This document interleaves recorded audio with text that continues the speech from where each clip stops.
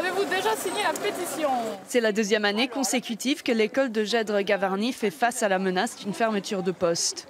Cette petite école dispose actuellement de 2 enseignants pour 24 élèves, de la maternelle au CM2. Nous, on est très inquiets parce qu'on trouverait compliqué pour un seul enseignant d'accueillir les élèves à partir de la toute petite enfance, c'est-à-dire 2 ans et demi, jusqu'au CM2. Voilà, on a très peur que les enfants ne soient plus acceptés avant l'âge de 5 ans sur l'école de Gèdre. Dulce Capriles habite à Gèdre et sa fille est en petite section. Enceinte de son 2e enfant, elle redoute les conséquences engendrées par la perte d'un enseignant.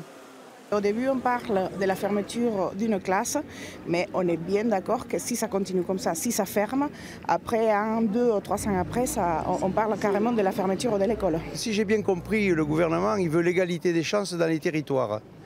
Et je crois qu'ici, nous sommes encore en France et que nous faisons partie du territoire français.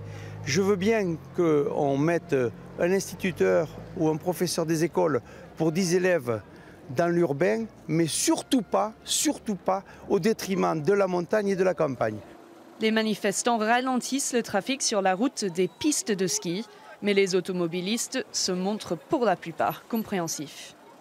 Moi j'étais dans une école dans un petit village et c'était très bien. Je comprends, j'ai mon enfant à l'école, donc je peux comprendre qu'une classe qui se ferme, c'est embêtant.